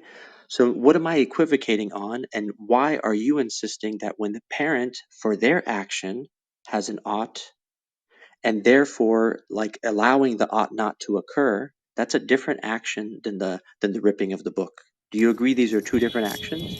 It doesn't make any difference. It makes a big difference. No, it doesn't make a difference from the point of view of my argument. And from the point of view of my argument, right, what's good, what ought to be done, and what's desirable to God are analytically equivalent, right? So it's going to follow that anything that occurs which God permits to occur for the sake of a greater good is good, in virtue of the fact that it conduces to that. Yeah, I disagree with that fundamental premise. Wait, how is that not a semantic disagreement? Okay, call it what you want. Wait, but I'm not asking you if you use the terms to mean something different. I'm asking you to show me where there's some kind of logical invalidity in the inference. So if you think that all ought nots, because in this context, all the things that God allows, by virtue of him allowing it, has some reason, and therefore all of the things that he designated as ought nots are in fact oughts. From my view of this of what I'm articulating here, maybe we're speaking past each other because we're building up different understandings, right? My view of what oughts are from God's paradigm, and my view of what God designates as ought nots for the individuals, it remains for the individual that they ought not do that. Yeah, I don't know why you keep talking about that, right, when I've explained to you how I'm using the terms. So stick to the way that I'm using the terms, and you tell me where it's wrong. That just sounds like you disagree about the meanings of words. I'm not interested in that. I'm interested in where the error in the reasoning is, right? So I'm saying if we understand What ought to be done is what one has most reason to do, what is the best thing to do, what ought to be permitted, what God's desire, what God desires. If we understand all those things as analytically equivalent, right, and God has more reason to permit X than to not permit X, Okay. right, it follows analytically that that's a good thing. One second. On this view. It follows that God ought to permit it, right? That's correct. Okay, so God ought to permit it. That's right. Now, the thing that he's going to permit, that he ought to permit, does it follow that thing for that individual, that's the best thing that they should do? I'm not talking about for that individual, right? I've That's told what you I'm that talking 20 about. times. Yeah, and I've told you that's not relevant to my argument. I don't know why you keep bringing that up. I'm Well, saying, that's the example. So in the conversation I was having with JK, that's the reason I highlighted that, I so that you can understand that's the understand reason the you difference. highlighted it. It doesn't You can address the understand. argument. The Shut whole up, point Andrew. is, It's the same the whole logic. point is it doesn't Yeah. address the argument, right? Because according to the So argument, right, are you going to ask the question James, or it not? follows, you're doing that thing again that I told Point of you not to order. Point of fucking order. do, Point of right? order. Hey, point of order. Chill. Yeah. Will you tell Rashad to stop over talking me? I've told him 20 times now. I'm getting sick and tired of you over talking me, Rashad. You shut up until I'm done. Okay? That's You not you keep your at mouth all how shut this until I'm conversation. done. Rashad, Okay? That's you're not a at all how liar. this Okay, conversation is wait, going to then go, here, Jack. point of order, because, like, look, here's the issue. If this conversation, we've been How dragging about on you this just mute conversation. Rashad when he's over Yeah, talking? mute Rashad while I'm talking because he can't fucking This is control bad. himself. Jack, you have multiple times over talked, and now you're going to complain when That's we're fine. You having a can back mute and me. forth. You can mute me when you're So talking, okay? Rashad, this Then is that, is then it look, a this is 5 minute? what's gonna happen. I've Then been here, this listening to it the okay, entire both of time, you shut sir. up because I'm gonna mute both of you right now. Okay, so here's the thing: whoever I think is over talking, and sure, I'm biased. I'm an individual and I have a subjective perspective. I will Yeah, just mute whoever I think is over talking. have you Jesse. muted Rashad once during this Jesse, may I entire say I something haven't. real conversation? quick? I don't He think that just I've muted really. me. I don't think Jesse, I've muted Jesse, either. Jesse, may I say one thing, please? Surely you're Well, seeing that's. the dishonesty. I mean, Surely that you've you can. just muted It's Jack palpable. like You can over and see how over and over, dishonest but you've Rashad never is What's muted being, the Rashad. and has dishonesty? been being for 20 He keeps minutes. It's revolting. It's What's the revolting. dishonesty, Daniel? You're being Daniel, utterly dishonest with Daniel, your my opinion. position, I completely Sorry. agree with Rashad. This is That my absurd. position is that What's I the Rashad. completely dishonesty? agree with Rashad. Rashad. Okay, but I am trying to also moderate He's well con- so that we can have a productive conversation. he's continuing to strawman Jack's argument by I don't changing think it's a straw by man. let me finish by changing scope. Jack has defined his terms and his scope, and Rashad continues to strawman him. It's Now the this is same thing he did to me revolting. earlier. This He is was, revolting I can't Daniel, hear two behavior. people once. I It is cannot hear two revolting. people once. It is Define revolting that, please. behavior. Define that for me, And please. I Rashad, cannot. Okay, Z, it you're going to makes the you audience. I look. cannot listen to two All right, people once. I'm trying to listen to Daniel at the moment. sorry. I will yield. so I have nothing Daniel, more to say. I'll say one I thing. think I'll your say one thing behavior is about just this. Daniel, I'll reprehensible. say one thing about this. Wait, stop. Clearly, I'm trying to listen to Daniel. Let me listen to Daniel. I'm not the divine judge in this circumstance. I'm trying to be fair.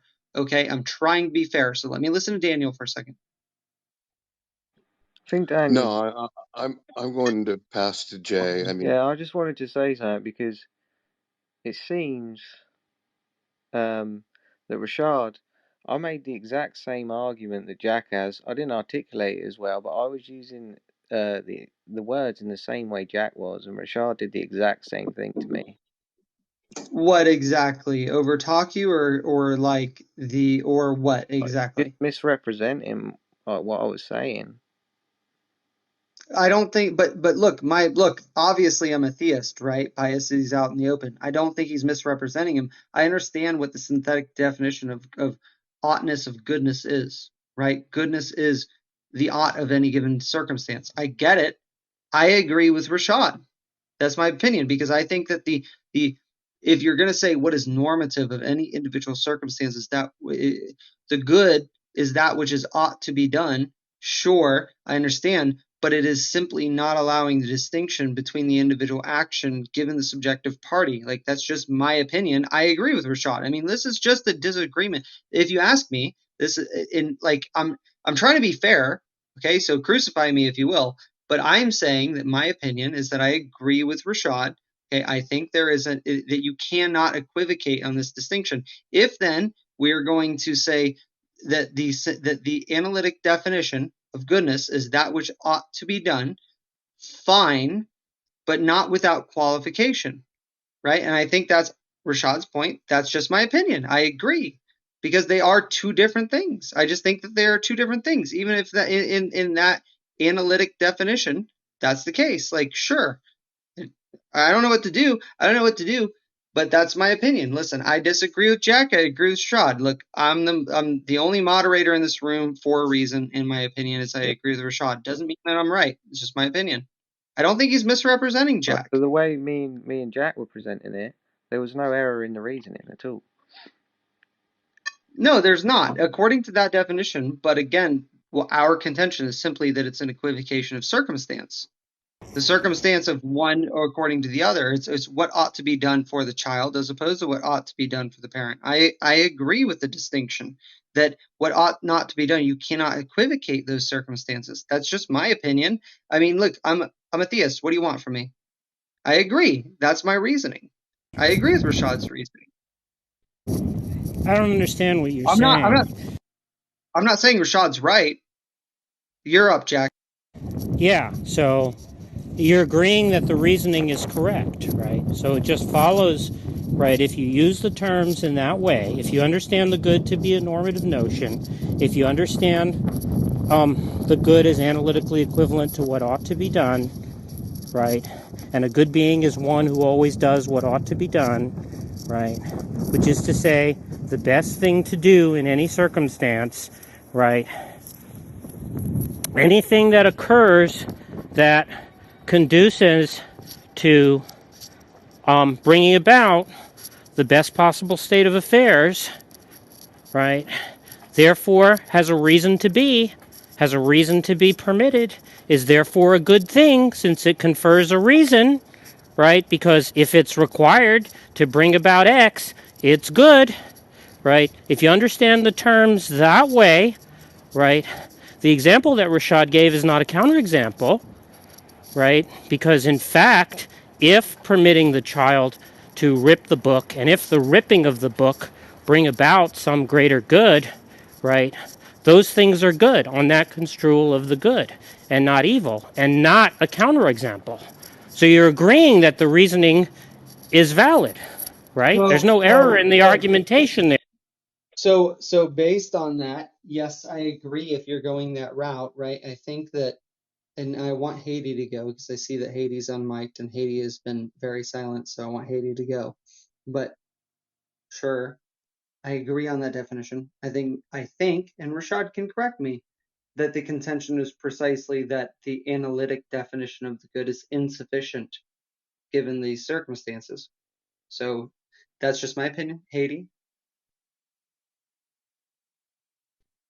Yeah, I'll If see if I can. not, hey, hold on. If not Haiti, then Rashad. All right, yeah, Haiti, feel free to jump in.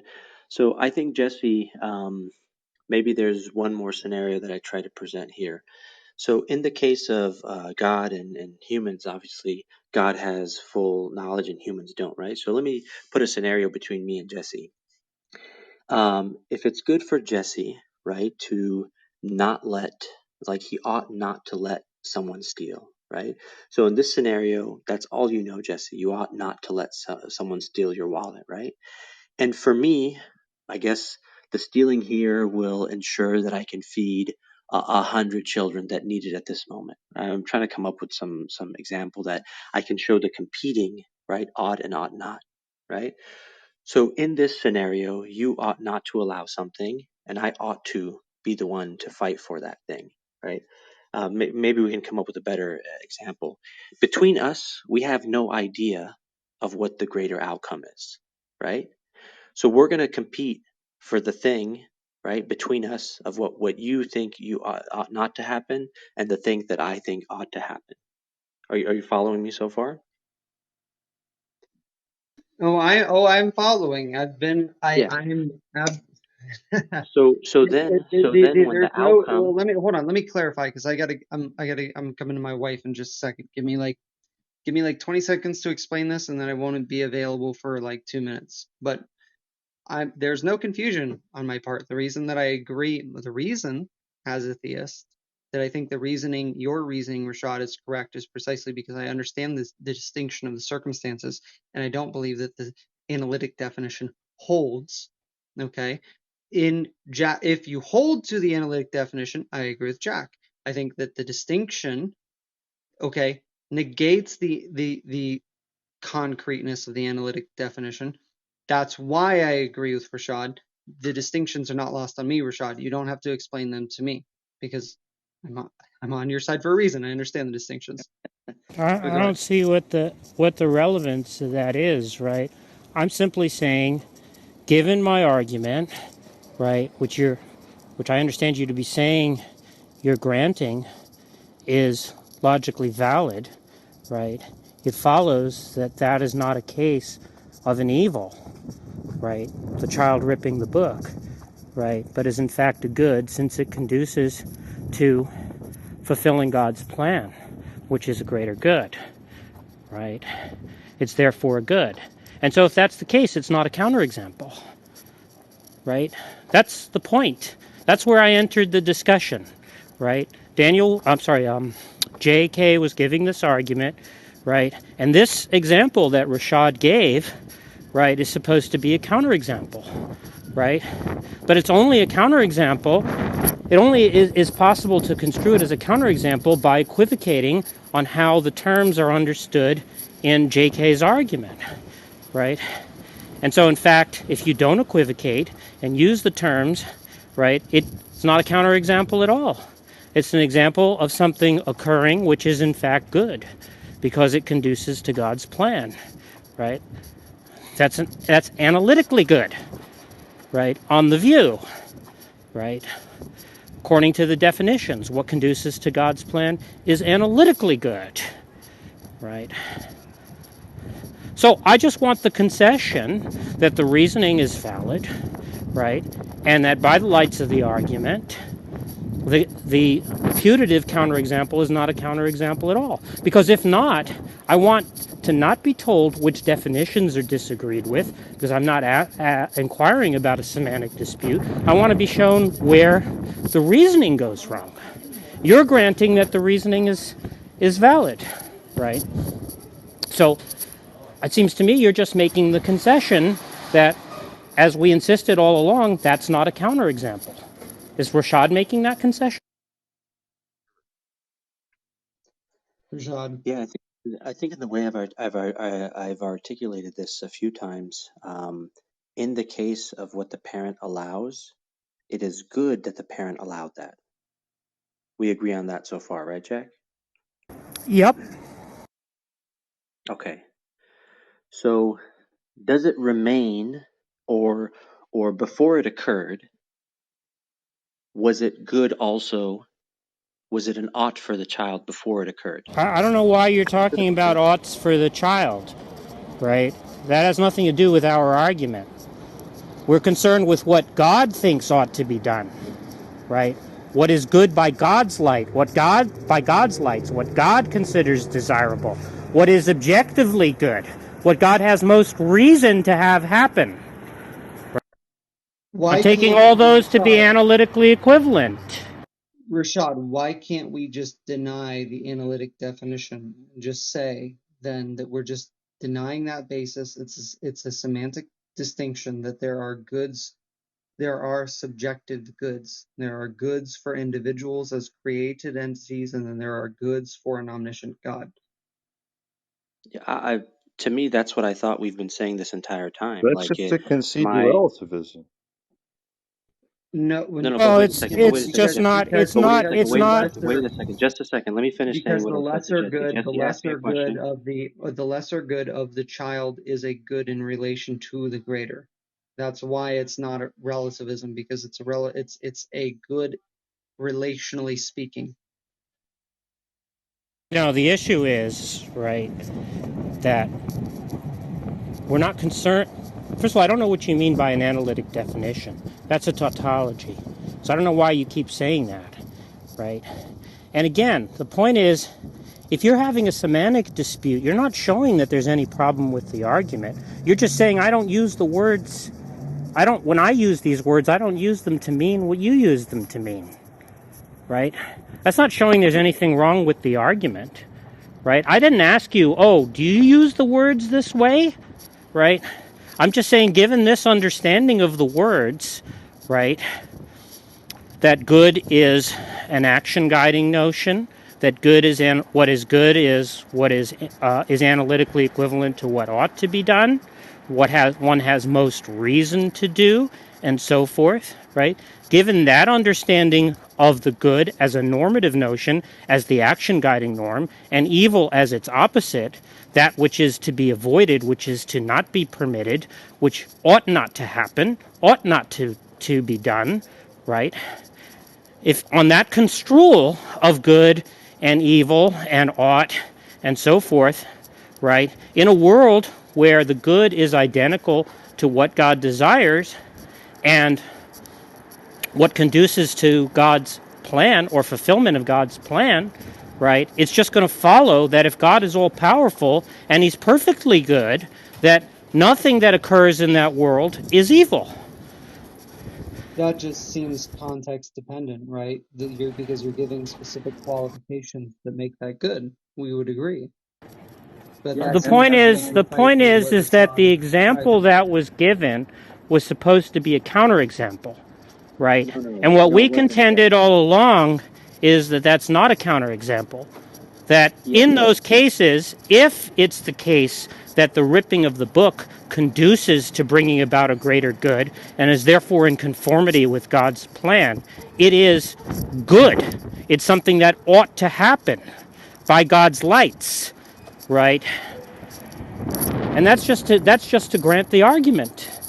yeah. So one thing I'll clarify, Jack and Jay, if this wasn't clear, my goal was not to give a counter example because you didn't construct this argument the way that he did, but you're saying it's the same argument.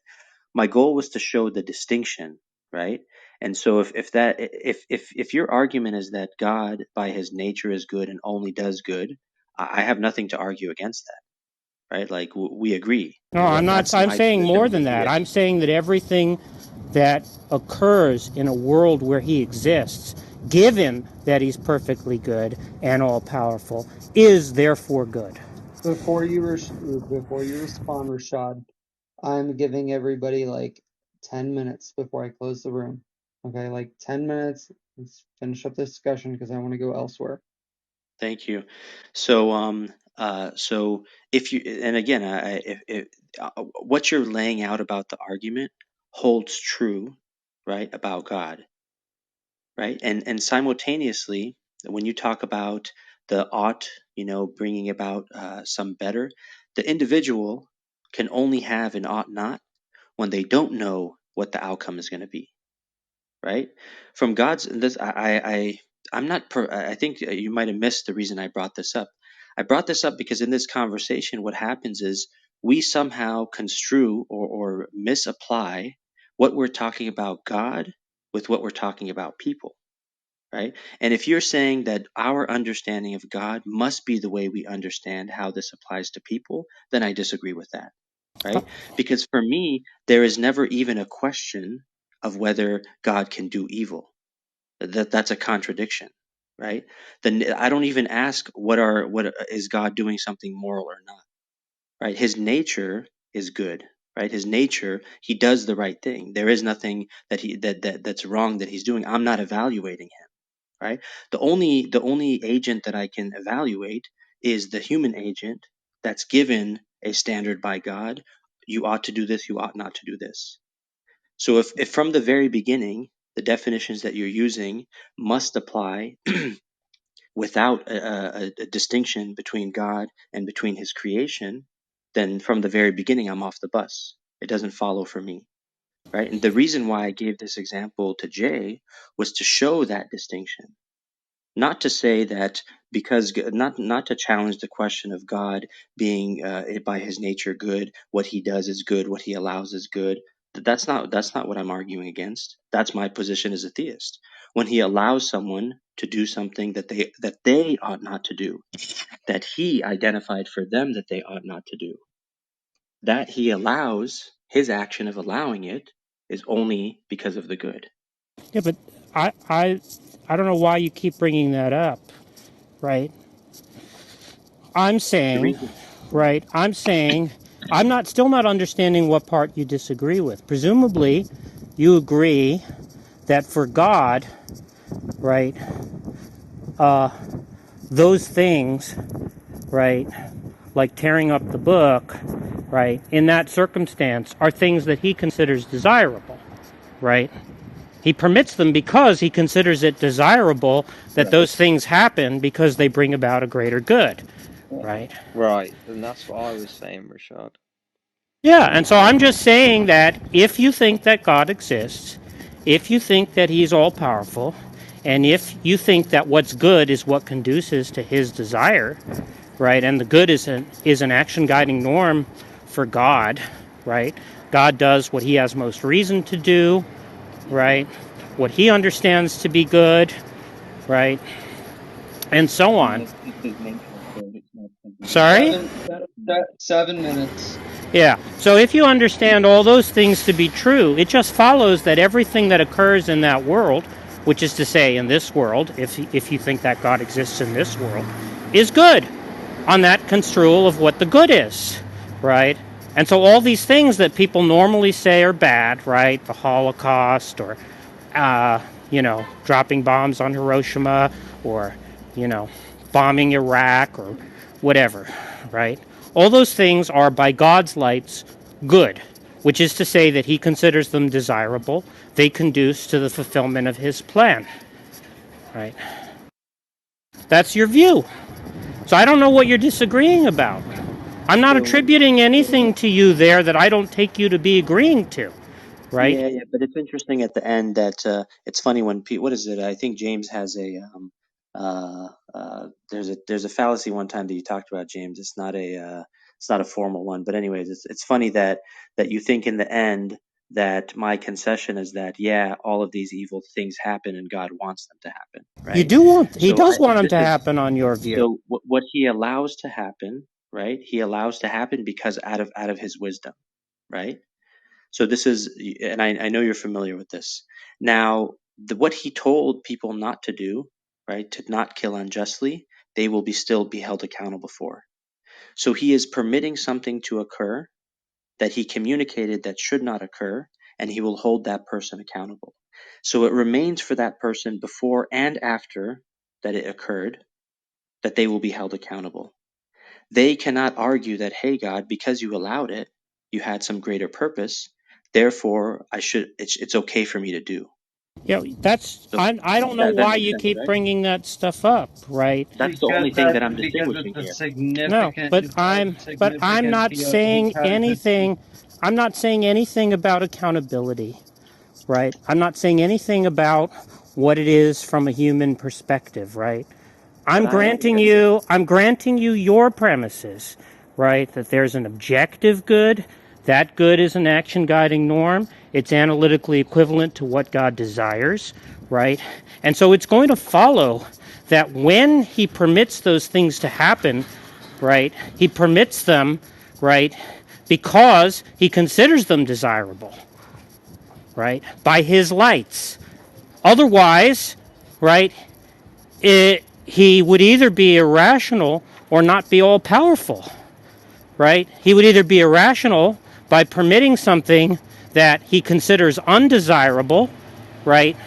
Which is to say impermissible. That would be irrational, right? Or he doesn't have the power to prevent something that he considers undesirable, even though he's all powerful, four right? minutes. 4 minutes, and I'm closing okay, the so room. let me ask one more question, Jack, so I understand this point of your position. So I agree that out of his wisdom, what he allows to occur, right? Even if he's defined it for that individual as something they should not do, if he allows it, there's some greater wisdom behind it. Now, my question is the following. Are you saying in your argument that because he allowed it, out of his knowledge and wisdom of the greater good, then the action was never in the first place something that the individual should not have done.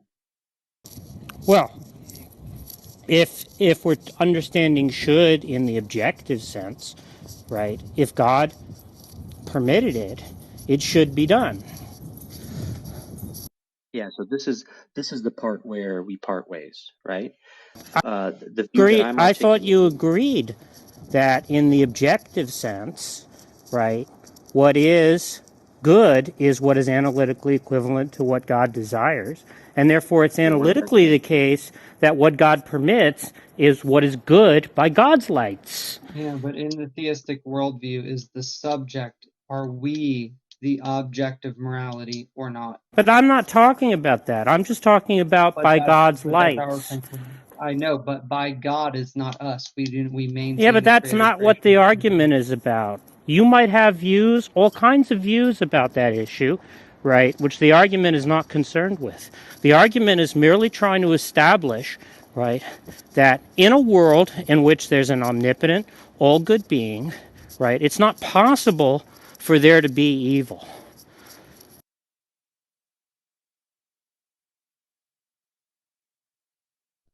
Yeah, so again, like, if the reason why I asked that specific question was to understand whether you still think that the individual that committed the bombing of Hiroshima did an evil act or not. By God's God lights, it was a permitting good it, act because God wanted it God to happen. permitting it, yeah, so by God permitting it, right, we understand that he has a greater wisdom behind it. Yeah, it's for the sake of a greater good. Therefore, by his lights, it ought to be done. His plan would not be fulfilled if that didn't One occur. second. This is where I think the mistake is, Jake. Jack. The mistake here is that you're saying. So you're saying that this person ought to do that thing, By and yet God's I'm lights, still they ought saying to.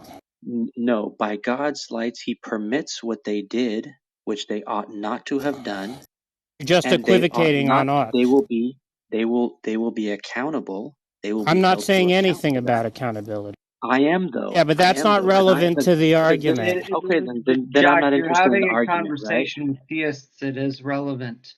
Yeah, Look, like you can believe whatever you're you painting like the about picture. accountability. I'm not making All an right. argument against that. So you can believe whatever you want, Jack. If we're not talking about what my position is, then what is your It is your argument? position. You agree What with is your everything. argument? You agree with everything that I've said, right? You believe that the good is an action guiding norm, that the good is analytically Don't equivalent to rehash this what God again, right? That's desires. like the You 50th agree with time I've all of heard All it. this. right, gentlemen, You agree with all. it is Thank you. 9:55. It is 9:55. We've been having this discussion all day long. Okay, so we are going to end the discussion. Okay, do you guys want closing remarks? Thank you, You don't Jesse. have to have it. I think we belabored the point. It's up to you. If you want closing remarks, fine. I wasn't planning on hosting a formal debate today, and I have my No, opinion. My opinion is not shifted. But if you guys want closing remarks, feel free. You tell me. thank you, Jesse. I mean, I just want to say there was no Well, Jack, what do you want? arguments. Well, I just want to say what I was saying at the end there, right? Which is Rashad agrees that the good is analytically equivalent to what God desires, and therefore what God permits is always good. And so if he permits something to happen that, you know, it's commonplace to call evil, right? It's not an evil, right, in the objective sense, because the objective sense is given by God's desires, right? And it's not actually possible for anything evil in the objective sense to occur, right? Because everything that God permits is in accordance with his plan and he considers desirable, right? And so Rashad is just committed to accepting the conclusion of the argument, which is that he believes evil does not exist, right? Now, he might want to say there's something else that he calls evil, right? That's evil in some other sense than in the sense of what's inconsistent with what's God desires, right? That's fine. I don't care. I'm not making an argument about Schmeevil, right? I'm talking about objective evil, what's inconsistent with what God desires. Since everything that occurs is consistent with God's desires, in fact, is desired by God because it conduces to the fulfillment of his plan, right? Which is analytically good, right? Because he takes the good and the fulfillment, what fulfills God's plan, as analytically equivalent, right? It follows that everything that occurs is good, including the Holocaust, including the bombing of Hiroshima, including, you name it, anything you can think of, right? Yeah. Including Muslims losing all their territory, right? That they have, Logan, right? that's I'm not waiting for part you of to the it's finish. not part of the discussion. Listen, Yeah, I Can but I don't just agree say with something Islam. then? Jesse, now I just want to state one thing, No, Jesse. Rashad, wait. I don't agree with Islam either. I'm a Christian, okay? But it's Rashad's turn. He gets closing remarks. Those remarks on Islam losing territory is just not relevant to the Yeah, discussion. Jesse, can I just quickly say, Rashad, I think I said to get If you quickly say, then I get a closing remark Yeah, as sure, well. that's fine. That's I'm fine. on Rashad's Let me side on first Rashad, of say course. something, Jay. Then you can close Yeah, as yeah, well, go right? ahead. Wait. Is this going to be your final remark, Rashad? Because Yeah, this is if no one else will speak on my behalf, then I have nothing I else am to say. speaking. I'm on your behalf. I'm here. I think you're right. I don't think this is a good argument. I think Yeah, it's an so no, equivocation. I'm saying when someone tries to close the argument, right, by identifying for the other person what their position is, when that person has clearly articulated what their position is, I hope, Daniel, you're identifying the dishonesty. So Jack, here's what my response is. Unfortunately, in the way you structure this argument, right, if your argument was that what God does because of his nature is good and what he allows, right, is out of his wisdom, the thing that should be allowed, I never had an objection to that. That's my position as a theist. What I have stated in this conversation is that while God may have a greater objective for something, he still defines for the individual agents what their actions should be. So, to clarify for you, the people who committed atrocities at Hiroshima and other places, anyone who commits these things as are defined by God as evil, while God has allowed that, it remains evil for them because he will hold them accountable for it, right? If by nature of him allowing it, it actually changed their action from evil to good, then he would have nothing to hold them accountable for. So if you're not going to take into account this concept of accountability, you're fully going to lose the idea that their actions don't become good by virtue of God allowing it. I think this point has been well articulated from all the examples that we brought up. So no, I don't accept the argument that you're making, that idea that God, while allowing something evil, therefore necessitates that that evil thing doesn't exist anymore or is no longer evil. That's a silly argument to make.